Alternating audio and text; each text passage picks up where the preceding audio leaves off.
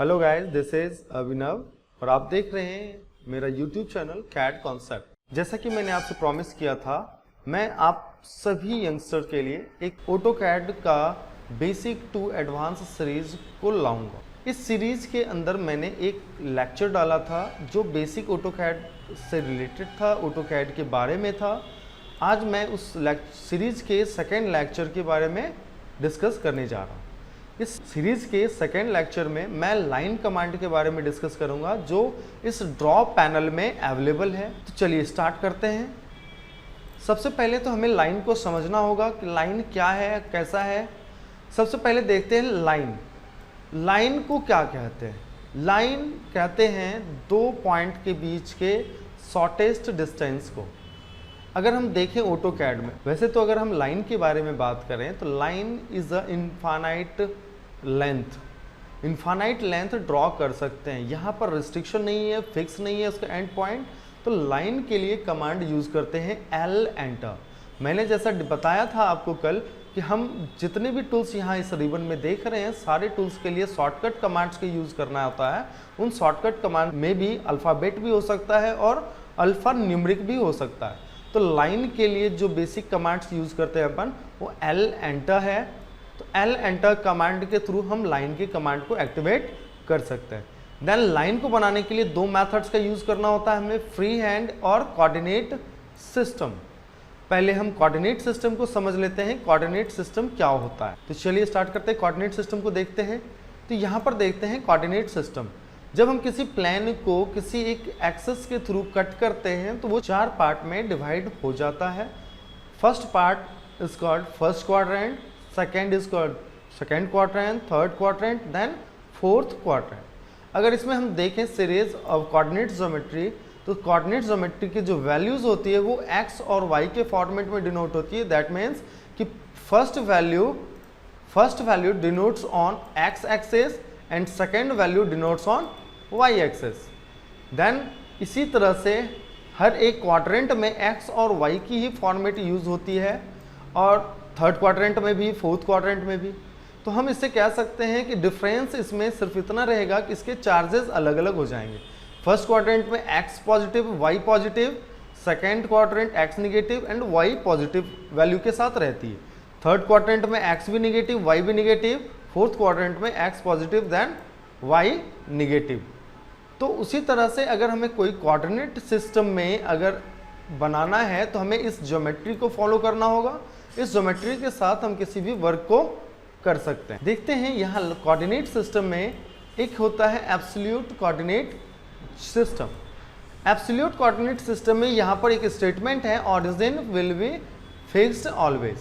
Origin हमेशा इसमें fix रहता है। मतलब है कि हम अगर कहीं भी मूवमेंट करते हैं, हमारा अगर मूवमेंट कहीं भी होता है, अगर यहाँ पर भी मूवमेंट है, अगर यहाँ पर भी मूवमेंट हो रहा है, यहाँ पर मूवमेंट हो रहा है, तो हमारा जो रेफरेंस होगा ये ओरिजिन पॉइंट ही होगा। जहाँ पर एक्स और वाई एक्सिस दोनों एक दूसरे को काट रहे होते हैं, उसी पॉइंट को ओरिजिन कहते हैं।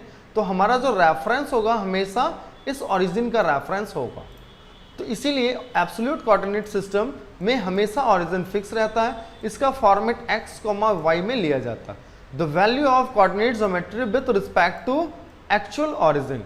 ओके, चलिए दूसरा सिस्टम अगर हम देखते हैं, या चलिए पहले इसको हम इंप्लीमेंट करके देखते हैं ऑटोकैड में किस तरह से इंप्लीमेंट होता है। The value will be shown in x and y system. Okay, start करते हैं। सबसे पहले हम ऑटोकैड में आने के बाद हम इस बॉक्स को, इस यूसीएस को क्लिक करके सेलेक्ट कर लेते हैं। इसके कॉर्नर पॉइंट पर क्लिक करना है अगेन, देन इसे ऊपर उठाना है और अपने वर्क स्पेस में किसी भी प्लेस पर रख देना है। रखने के बाद हमें थोड़ा सा जूम कर लेना है अगर हमें कुछ छोटा सा ऑब्जेक्ट बनाना है तो। चलिए स्टार्ट करते हैं। लाइन के लिए कमांड एक्टिवेट करने के लिए, लाइन के लिए एल अल्फ़ाबेट कमांड का यूज करते हैं। एल अल्फ़ाबेट डालने के बाद एंटर प्रेस करना है अपने को। एंटर प्रेस करने के बाद मैंने बताया था आपको कि कमांड बार आपको एक गाइड भी प्रोवाइड करता है। तो कमांड बार का गाइड आपको बता रहा है कि आपको फर्स्ट पॉइंट स्पेसिफाई करना है, मतलब फर्स्ट पॉइंट बताना है। तो फर्स्ट पॉइंट में भी जहां भी आपको डालना होता है आप इनपुट कर सकते हैं। तो चलिए फर्स्ट पॉइंट अपन इनपुट करते हैं 0,0 ज्योमेट्रिकल वैल्यू पर। तो देखेंगे कि हमारा जो ज्योमेट्रिकल वैल्यू 0,0 इस ओरिजिन पर आ गया। अगर मुझे 10 बाय 10 का एक बॉक्स बनाना है तो उसके सेकेंड पॉइंट को अगर मैं यहाँ पर लेना चाहूँ 10 डिस्टेंस पर, तो उसकी 10,0 कोऑर्डिनेट्स वैल्यू को अगर पुट करते हैं तो वो 10 डिस्टेंस पर आ जाता है।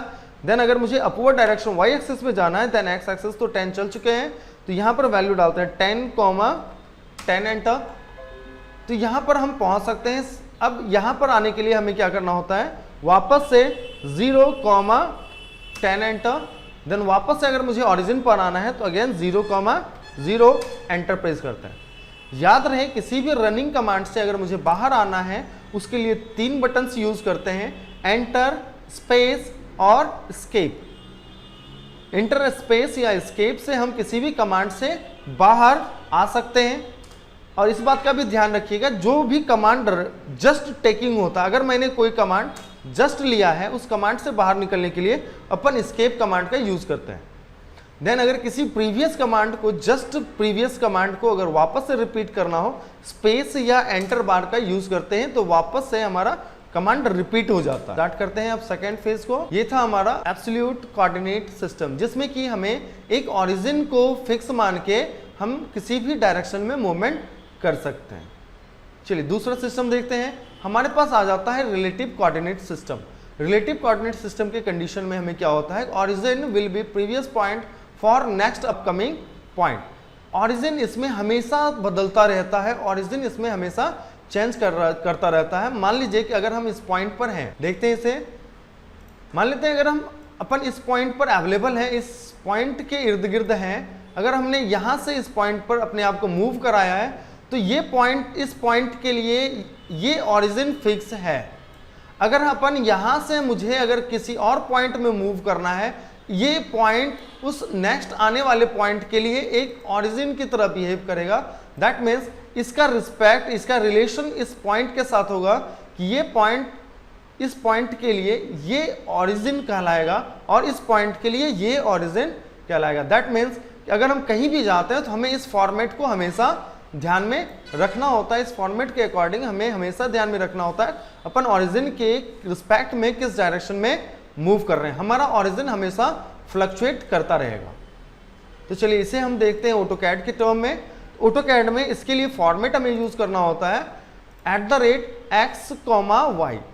इस जगह पर अगर हम देखें रिलेटिव कोऑर्डिनेट सिस्टम में relative rectangular coordinate system and relative polar coordinate system का यूज करते हैं। रिलेटिव रेक्टेंगुलर कोऑर्डिनेट सिस्टम के कंडीशन में हम कह सकते हैं इसका फॉर्मेट होता है @x, y। इस जगह पर शो कर रहा है रिलेशनशिप। तो कौन सा रिलेशनशिप, आने इस पॉइंट से इसके अगले पॉइंट के बीच का रिलेशनशिप, क्योंकि हमने देखा कि आने वाले पॉइंट के लिए उसका प्रीवियस पॉइंट बिहेव करने लगता है जस्ट अ ओरिजिन। जैसे कि ये पॉइंट है, ये ओरिजिन हो जाएगा आने वाले अपकमिंग पॉइंट के लिए। इसी तरह से इसका फॉर्मेट लिखा गया है @x, y। x, y the value of coordinate geometry with respect to previous point. Previous point के रिस्पेक्ट में जो कोऑर्डिनेट ज्योमेट्रिकल वैल्यू होगी वो हमें इनपुट करने होते हैं। चलिए ऑटोकैड में इसे देखते हैं हम लोग। मान लीजिए लाइन के लिए कमांड अपन यूज करा एल एंटर करने के बाद लाइन को स्टार्ट करने के लिए मैं यही प्रीफर करूंगा आप लोगों को कि हमेशा से ओरिजिन से स्टार्ट करेंगे। ओरिजिन से स्टार्ट करने के लिए 0,0 इसमें @ लगाने की कोई जरूरत नहीं है। 0,0 एंटर कर दिया हमने। अब कह रहा है हमें नेक्स्ट पॉइंट स्पेसिफाई करने को, तो मैं रिलेटिव के साथ चलूंगा। रिलेटिव का फॉर्मेट यूज करते हुए @ हमने डाला कमांड बार में, देन हमें नेक्स्ट वैल्यू डालनी होती है in the form of coordinates. तो हमें अगर इस पॉइंट पर आना है, 10 डिस्टेंस पर आना है, तो यहाँ पर x में 10 चला और देन y में 0 एंटर कर दिया हमने। लेकिन अगर अब मुझे इस पॉइंट पर आना है, 10 डिस्टेंस अपवर्ड में जाना है, तो इस पॉइंट के लिए ओरिजिन ये था, तो आने वाले नेक्स्ट पॉइंट के लिए ओरिजिन ये पॉइंट कहलाएगा। इसीलिए इस ओरिजिन के रिस्पेक्ट में अपन इस डायरेक्शन में आ रहे हैं, तो यहां पर हम वैल्यू डालते हैं @0,10 एंटर। अपन यहां पर पहुंच गए। अगर मुझे इस डायरेक्शन में जाना है तो इस डायरेक्शन में के लिए, इस पॉइंट के लिए, यहां पर आने के लिए इस पॉइंट को हम कह सकते हैं ये बिहेव करेगा as a origin. As a origin अगर बिहेव करेगा तो इस पॉइंट पर आने के लिए मतलब हम निगेटिव एक्स डायरेक्शन में मूव कर रहे हैं। अगर हम ओरिजिन से देखें तो ओरिजिन से अपन अगर हम लेफ्ट डायरेक्शन में आते हैं तो निगेटिव एक्स के डायरेक्शन में आ रहे होते हैं। तो निगेटिव एक्स में आने के लिए हमें अगर डालना है स्ट्रेट तो @-10,0 एंटर। अपन यहां पर पहुंच गए। अगर हम यहां पर फिर से देखें, अगर हमें किसी पॉइंट को ओरिजिन अगर हमने समझा तो इसके अगर नीचे आना है तो -y में आना है, तो हमें क्या करना होगा, -y की वैल्यू 0, -10 आगे अपन लगा लेंगे एंटर। वापस से बन गया, सेम चीज बना। चलिए एंटर प्रेस करते हैं। नेक्स्ट हम देखते हैं relative polar coordinate system. Relative polar coordinate system को देखने के लिए सबसे पहले तो हमें इस क्वाड्रेंट में समझना होगा कि एंगुलर मोमेंट कैसा होता है। अगर हम एंगुलर मोमेंट को देखें तो angular moment always from x positive to negative इस डायरेक्शन में होता है। This direction right to left, हम कह सकते हैं राइट टू लेफ्ट डायरेक्शन में रोटेशन होता है। इसको कहते हैं काउंटर क्लॉकवाइज डायरेक्शन। मतलब x एक्सिस, जहां पर x एक्सिस डिनोट होता है वहां पर 0 डिग्री यूज होता है एंड 360 डिग्री। देन इससे अगर हम ऊपर बढ़ते हैं 90 degree, then 180 degree, then 270 degree. इसी को हम लाइन कमांड में समझते हैं रिलेटिव पोलर कोऑर्डिनेट सिस्टम। इस कोऑर्डिनेट सिस्टम के अंदर अगर हम देखें तो यहां पर इसका फॉर्मेट होता है @length less than angle. Sign use करते हैं रिलेशनशिप के लिए, तो लेंथ होता है, लेस देन का साइन एंगुलर मूवमेंट के लिए यूज करते हैं, जिस एंगल में हमें इस क्वाड्रेंट में मूव करना है, जिस जगह पर हमें एंगल में मूव करना होता है। तो यहां भी जो हमारा @ है रिलेशनशिप को शो करेगा, और इस पॉइंट में भी इस relative coordinate system, relative polar coordinate system में भी हमें लेंथ एंड एंगल रिस्पेक्ट में लेना होगा कि जो प्रीवियस पॉइंट है उसके रिस्पेक्ट में हमें नेक्स्ट पॉइंट को लेना होगा। तो चलिए इसे ऑटोकैड में हम देखते हैं। लाइन के लिए कमांड एंटर यूज करते हैं। एंटर करने के बाद स्टार्टिंग पॉइंट हमें ओरिजिन पर अगर डालना है तो ओरिजिन के लिए 0,0 हमने स्टार्ट कर दिया। नेक्स्ट पॉइंट कह रहा है, तो नेक्स्ट पॉइंट अगर मुझे मान लीजिए x डायरेक्शन में, इस डायरेक्शन में आना है, तो इस डायरेक्शन में x की वैल्यू हमेशा 0 डिग्री होती है। तो चलिए हम 0 डिग्री डालते हैं, लेंथ डालते हैं अपन 10, लेस देन का साइन, देन 0, या फिर 0 अगर एंटर करते हैं तो अपन यहां पर पहुंच जाते हैं। याद रहे Ctrl+Z से अंडू कर सकते हैं हम अपने किसी वर्क को। तो चलिए @10 लेस देन 360 एंटर। वापस से यहीं पर, क्योंकि हमें पता है कि 0 degree and 360 degree both are on same lines. चलिए अगेन अगर मुझे 90 डिग्री पर चलना है इस डायरेक्शन में, तो अपन क्या करते हैं @10 लेस देन 90 एंटर। अपन यहां पर पहुंच गए। अगर मुझे इधर जाना है तो ये पॉइंट ओरिजिन की तरह बिहेव करेगा, ये पॉइंट ओरिजिन की तरह बिहेव करा था इसने अभी, तो ये भी पॉइंट ओरिजिन की तरह बिहेव करेगा इस पॉइंट आने वाले पॉइंट के लिए। तो अपन क्या करते हैं यहां पर लेंथ 10 लेस देन एंगल क्या होगा, अगर हम इसको देखें एंगल, तो इस डायरेक्शन में अगर हम ओरिजिन से लेफ्ट साइड में आते हैं तो इस डायरेक्शन में हमारा जो एंगल वैल्यू होगा वो 180 एंटर। देन अगर मुझे नीचे जाना है, जस्ट ओरिजिन से नीचे जाना वाई डायरेक्शन में, then angle will be 270 degree. तो अपन यहां पर वैल्यू पुट करते हैं @10 लेस देन 270 एंटर। अपन वापस से यहां पर पहुंच गए। एक बात का हमेशा ध्यान में रखना है हमें कि जब भी हमें इस चीज को बनाना है या फिर जब भी हमें रिलेटिव कोऑर्डिनेट सिस्टम में वर्क करना है, तो हमें हमेशा इस चीज को ध्यान में रखना होगा और हमें हमेशा इस चीज को भी ध्यान में रखना होगा। नेक्स्ट टॉपिक हमारा रहा लाइन फ्री हैंड। हमने देखा अभी line with respect to coordinate system, coordinate geometry के अकॉर्डिंग हम किस तरह से लाइन बना सकते हैं। अब हमने देखना है लाइन को फ्री हैंड हम किस तरह से बना सकते हैं। इसमें हमें ध्यान रखना होता है the value of length with direction, the value of length with direction, length की वैल्यू डायरेक्शन के साथ। अगर आपको ये वीडियो इंफॉर्मेटिव लगे तो प्लीज़ शेयर करें, सब्सक्राइब करें और वीडियो को लाइक करें, सबको आप मिल सके ये वीडियो, और जिनको नीड है इस चीज़ की वो भी बेनिफिट ले सके। तो चलिए आगे बढ़ते हैं, लाइन फ्री हैंड को देखते हैं अपन। तो लाइन फ्री हैंड के लिए हमें कोऑर्डिनेट्स की ज़रूरत नहीं होती है। इसे हमें क्या करना होता है, चलिए हमने इसे पेन करके साइड कर दिया। सिंपली लाइन के लिए कमांड हमने एंटर यूज़ किया। एंटर करने के बाद यहाँ पर कहता है line specify first point, line के लिए फर्स्ट पॉइंट बताइए। इस वर्क स्पेस, इस ड्राइंग एरिया में अपन लाइन के लिए किसी भी पॉइंट पर लेफ्ट क्लिक करके स्पेसिफाई कर सकते हैं। याद रहे अगर हमें स्ट्रेट लाइन बनाना है तो हमें ऑर्थो मोड को हमेशा ऑन रखना होगा। ऑर्थो मोड यहाँ पर है या फिर आप F8 प्रेस कर सकते हैं, ऑर्थो मोड ऑन हो जाएगा, या फिर आप यहाँ पर क्लिक करके ऑर्थो मोड ऑन ऑफ कर सकते हैं। तो चलिए, लाइन को हमने L एंटर किया, देन स्टार्ट पॉइंट दिया, माउस को ड्रैग करना है अपने को डायरेक्शन देने के लिए।